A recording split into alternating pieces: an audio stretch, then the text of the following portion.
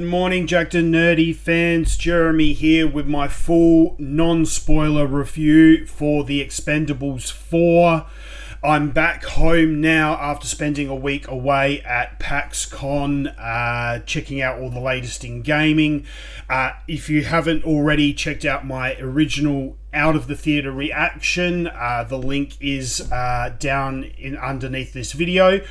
But let's get stuck into it though, my full non-spoiler review for Expendables 4. So, if you watched my previous video, you would know I am a big fan of this franchise. I think it was such a fantastic idea bringing all of these action stars from the 90s and early 2000s all together in the one film. Absolutely loved the very first one. It absolutely blew my mind having all these action stars in the one film. The second one, even though I did enjoy it immensely, I didn't like it as much as the first one. And then the third one for me was one of my favourites. They just reached a whole new level with the third one. So when they said that they were making a fourth one, automatically straight away I was very, very interested in this film. And I had very high expectations for it, which is probably not a good thing and you know, entirely my fault, but I did have very big expectations. So I went and saw this movie while I was over in Melbourne there, and I have very mixed feelings about it. Whilst it was great seeing all these stars back together again and seeing some new fresh faces, I felt it didn't quite have the star power that it did previously. You know, some of the original cast went back, like Terry Crews, you know, didn't come back for this one. I mean, you've still got the likes of Sylvester Stallone, Jason Statham, and Dolph Lundgren. Randy Couture is also back, so that was obviously a win. But that was basically it, you know. You know, one of the things that I've really been missing throughout all three of the sequels was Tool, played by Mickey Rourke. You know, he was in the first one and he was such a compelling character. I really, really loved his character and his portrayal. I thought it was a very deep character, but you know, they never brought him back, which you know, is very disappointing to me.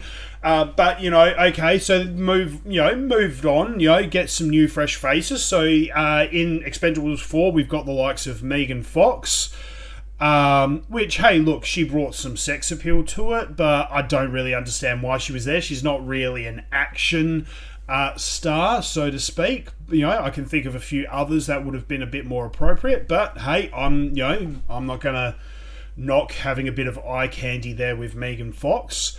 Tony Jaa, we've got there, a new fresh face. I like Tony Jaa. He's a very talented martial artist and actor. I'm going to butcher his name, but I do love him as a martial artist and actor. Uwais, you know, he's been in lots of things like Snake Eyes and all of that. You know, really good martial artist, and I enjoyed seeing him there. We've got Andy García, good Aussie fella, Andy García. 50 Cent, came in. I think he's very, very good, very talented. You know, we've got Jacob Scipio. Scipio, I'm not sure if I'm pronouncing that right. He was really good, actually. I really enjoyed him, and I thought they utilised him well. They probably could have utilised him a little bit more, but you know, but what they did, I thought was really, really good.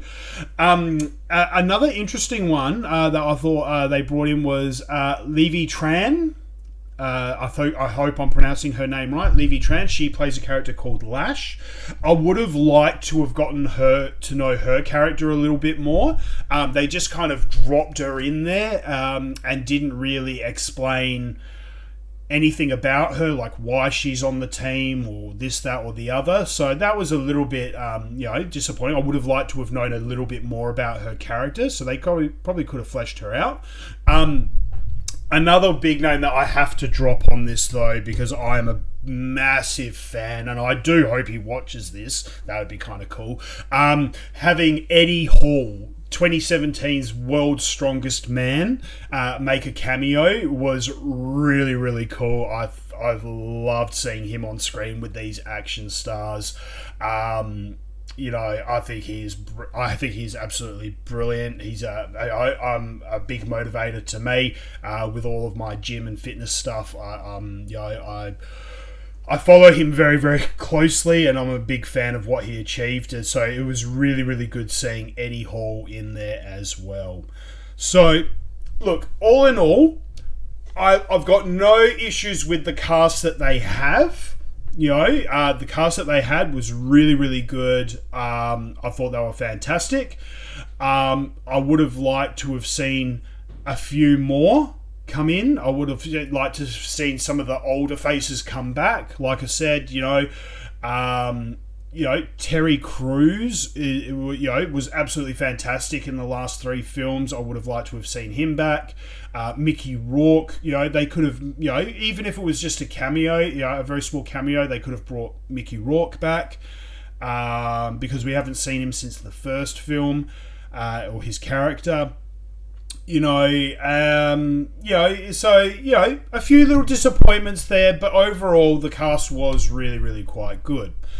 The story. I did feel that this story was very lacking. Now, I'm not going to sit here and say that any of these films are Shakespeare. They're not designed to be, very in-depth, Shakespearean type movies. They're supposed to be very, very kind of surface level action stories. This is the mission. Blah blah blah. Go execute mission.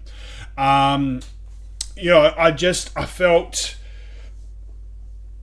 the mission. It's the story itself cut some people out more than they should have.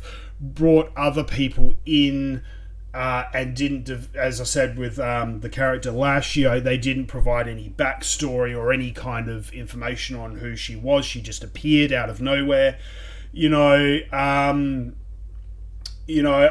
thought maybe this could have been like let's just say if they did a 5th or a 6th and they were going to wrap it up after this film. Okay. I mean, I don't know if they do have plans for a 5th film. If they don't, I suppose this is kind of an okay wrap up. But like I said, I wasn't a big fan of the story. I thought the story was very, very lacking. They did a lot. One thing, actually, now this is my biggest critique. My biggest criticism of this film. I did not like the editing of it. They did something in this film that they haven't done in other films. Is that they played around with time a lot. And when I say they played around with time, they would show you a scene of something that's going on in one place of the world, and then they would show you a scene in another location. They would cut from that over to a different location and show you something that's going on somewhere else. But then the time that one scene is going on and the time that the other scene is going on, they don't match up chronologically. And then when the two kind of things come together, it just does not make sense. So they played around with chronological order of editing, and it just did not work at all, and actually threw me out quite a bit. Because you can't have someone doing something in one place of the world and then have someone else doing something else in another place of the world, and then have them come together within just a couple of hours, if not minutes. But yeah, it doesn't make sense. So you cannot go from New Orleans to some country in the Middle East, like Iran or Libya, I think it was Libya. Yeah, you cannot travel from Libya, from New Orleans to Libya, in the space of a couple of hours. Like, it's just not physically possible. I'm sorry. Especially with, as we all know, the twin prop plane that Sylvester Stallone flies in these movies. Like, you just physically can't do it. So that is my biggest criticism of this film, is that the editing was just way out of whack and did not make sense and really threw the timing of the film out. And then followed by, a little bit of the casting could have been better done, obviously the script, storytelling and script writing of having those characters come into the fold could have been done a little bit better.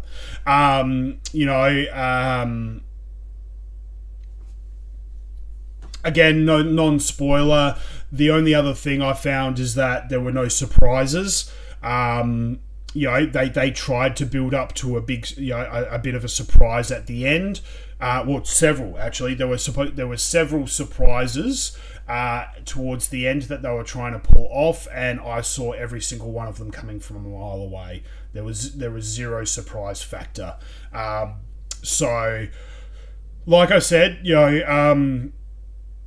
it definitely wasn't the best outing for the Expendables franchise. If I have to say, it's my least favourite out of the franchise.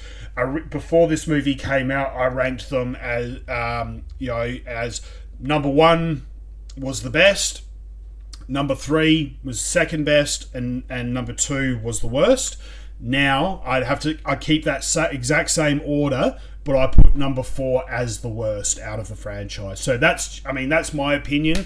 But hey, what can you do?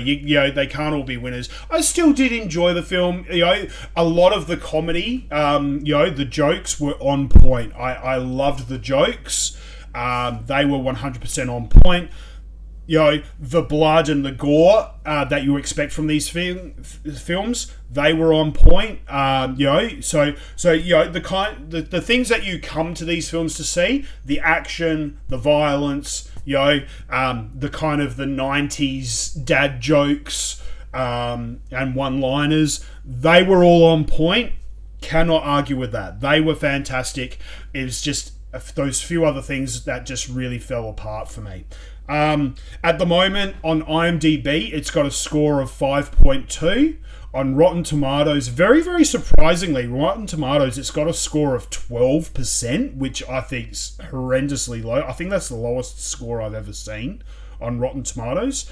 On Google, it's got an 83% though. So there are a number of people out there that like this film. Look, me personally, I'm not gonna give it a horrible score. Like I said, I was disappointed with it, but I'm not gonna give it a horrible score. I'd still give it, a 6 out of 10. 5.5 or a 6. Didn't hate it. Didn't feel like it was a waste of time. Definitely didn't leave me in a situation where I wanted my time or my money back. I still enjoyed it. I'll still watch it again. Maybe one weekend. Once it's out on streaming, I'll do a bender weekend and just watch all 4 films in order. Something like that. Do a marathon. So I enjoyed it. I'd still give it maybe a solid. I'll give it a solid 6 out of 10. Hit me up in the comment section below. Let me know what you guys thought of this film. Where does it sit in your order? Do you think it was the worst like me, or would you rate it a little bit higher? Hit me up in the comment section below. I'd really like to know what everyone thinks. Stay tuned to the channel because we got more reviews coming up.